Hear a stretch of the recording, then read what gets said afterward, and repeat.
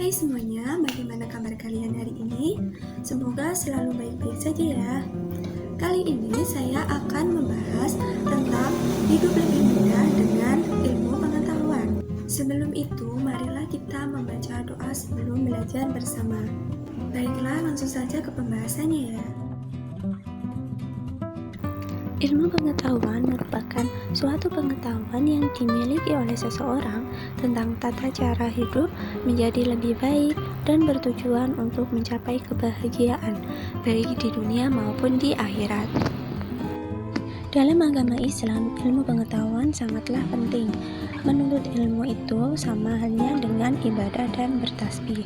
Bahkan ilmu dapat menjadi amal yang mengalir terus pahalanya bagi orang yang mengajarkannya kepada orang lain. Perkembangan ilmu pengetahuan dan teknologi saat ini semakin mendorong upaya pembaharuan dalam pemanfaatan hasil teknologi dalam proses belajar. Dasar ilmu pengetahuan harus dipelajari dan direnungi agar tidak tersesat dan penuh penyesalan. Marilah kita mencermati Quran Surat Al-Mujadalah ayat 11 berikut ini.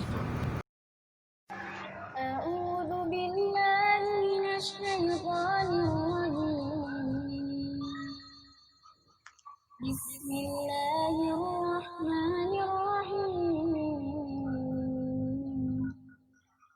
Ya ayyuhalladzina amanu idza qila lakum tafassahu fil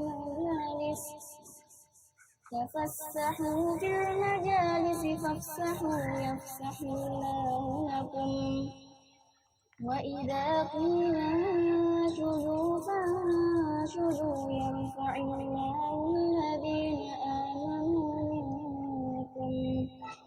yarfa'illahu alladhina amanu minkum walladhina utul ilma darajat wallahu bima ta'maluna khabir. Shadaqallahul adzim.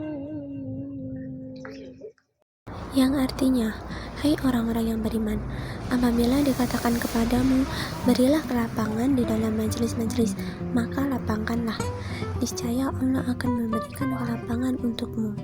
Dan apabila dikatakan, berdirilah kamu, maka berdirilah.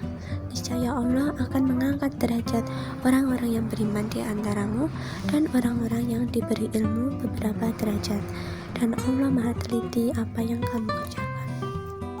Ayat tersebut diturunkan pada hari Jumat ketika Rasulullah berada di satu tempat yang sempit dan menjadi kebiasaan bagi beliau memberikan tempat khusus untuk para sahabat yang terlibat dalam perang Badar karena besarnya jasa mereka.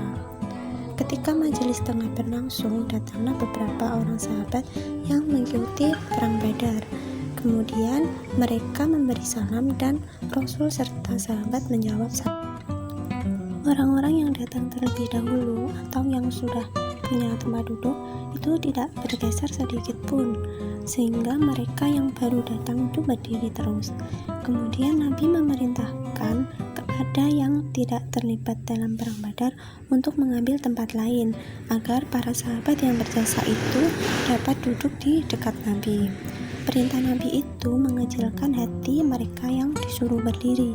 Kemudian mereka berkata, katanya Muhammad berlaku adil, tapi ternyata tidak.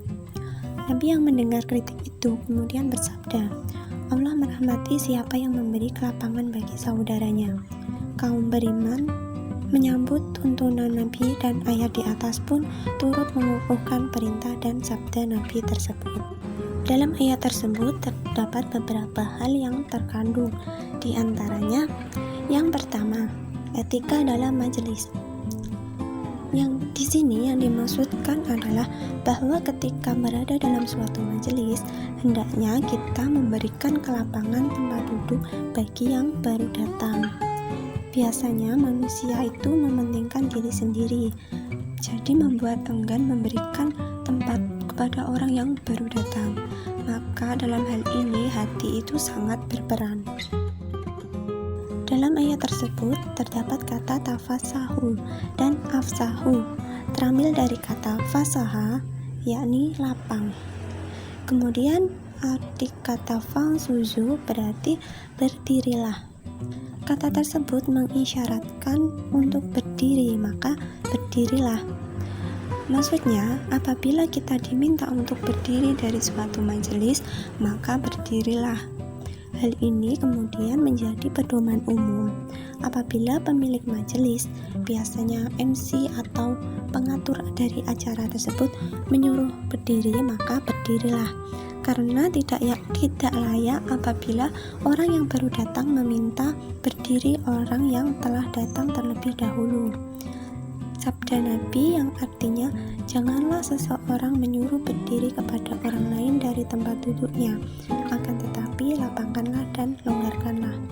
Nah, jadi jika kita sudah mendapat tempat duduk, kemudian ada orang yang datang, apabila kita disuruh untuk berdiri, maka kita harus mencari tempat yang lain.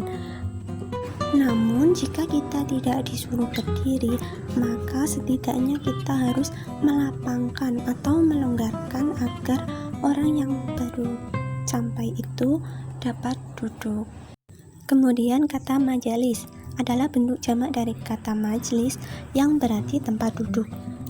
Dalam ayat ini maksudnya adalah tempat keberadaan secara mutlak, baik tempat duduk, tempat berdiri, atau berbaring. Karena tujuan perintah dari ayat ini adalah memberi tempat yang wajar serta mengalah kepada orang yang dihormati atau yang lemah. Jadi misalnya kita berada di suatu majelis, kita sudah dapat tempat duduk, kemudian ada orang tua atau orang yang lebih tua daripada kita baru datang. Nah, hendaknya kita itu mengalah, kita mencari tempat yang lain agar orang tersebut dapat duduk. Dari penjelasan tersebut dapat dipahami bahwa sebagai orang yang beriman, kita hendaknya melapangkan hati demi saudara yang lain. Dengan kita memberikan kelapangan kepada orang lain, maka niscaya Allah akan melapangkan bagimu. Artinya, karena hati telah dilapangkan terlebih dahulu menerima sahabat, kemudian hati kedua belah pihak akan sama-sama terbuka, dan hati yang terbuka akan memudahkan segala urusan. Etika dalam suatu majelis kurang-kurangnya adalah memberikan kelapangan tempat duduk. Maka dengan demikian Allah juga akan melapangkan pula bagi kita pintu-pintu kebajikan di dunia dan di akhirat. Kemudian yang kedua, yaitu manfaat beriman dan berilmu pengetahuan. Dalam ayat tersebut dijelaskan bahwa niscaya Allah akan mengangkat derajat orang-orang yang beriman di antaramu dan orang-orang yang diberi ilmu beberapa derajat. Maksudnya, ada orang yang akan diangkat derajatnya oleh Allah, yaitu orang yang beriman dan orang yang berilmu pengetahuan dengan beberapa derajat. Orang yang beriman dan berilmu pengetahuan akan menunjukkan sikap yang arif dan bijaksana. Ini berarti pada ayat tersebut membagi kaum beriman kepada dua kelompok, yaitu beriman dan beramal soleh, dan yang kedua beriman, beramal soleh, dan memiliki pengetahuan. Derajat kelompok kedua ini menjadi lebih tinggi, bukan karena nilai ilmu yang disandangnya saja, tetapi juga amal dan pengajarannya kepada pihak lain, baik secara lisan, tulisan, maupun dengan keteladanan.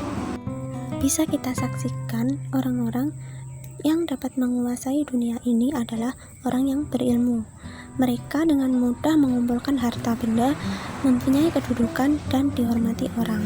Ini merupakan suatu pertanda bahwa Allah telah mengangkat derajatnya. Jadi antara iman dan ilmu itu harus selaras dan seimbang. Selanjutnya hadis tentang ilmu pengetahuan. Hadis ini pasti sudah banyak terdengar. Mari kita baca sama-sama ya. An Anas bin Malik qala Rasulullah sallallahu alaihi wasallam, "Thalabul ilmi faridatun ala kulli muslim." Rawahu Ibnu Majah. Yang artinya, dari Anas bin Malik berkata, Rasulullah sallallahu alaihi wasallam bersabda, menuntut ilmu itu adalah kewajiban bagi setiap muslim. Dari hadis tersebut, kita telah mengetahui bahwa menuntut ilmu itu merupakan sebuah kebutuhan pada setiap manusia. Untuk itu, perlu kiranya diperjelas bahwa keadaan setiap orang itu berbeda hukumnya dalam masalah menuntut ilmu. Di antaranya, hukum mencari ilmu bisa menjadi fardu kifayah. Apabila ada orang yang sudah mempelajarinya, maka hukumnya menjadi sunnah bagi yang lainnya. Kemudian, mencari ilmu juga bisa menjadi fardu ain. Batasannya adalah apabila seseorang akan melakukan ibadah, maka dia wajib mengetahui bagaimana tata cara melakukan ibadah tersebut. Adapun ilmu yang lainnya atau yang tidak akan dilakukan pada saat itu, maka hukumnya tetap fardu kifayah.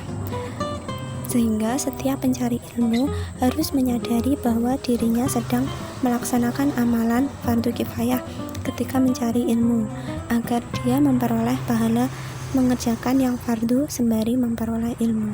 Tidak diragukan lagi bahwa mencari ilmu termasuk amalan yang paling utama. Bahkan mencari ilmu adalah jihad di jalan Allah, terutama pada zaman sekarang ini. Maka kita seharusnya bersungguh-sungguh dalam mencari ilmu.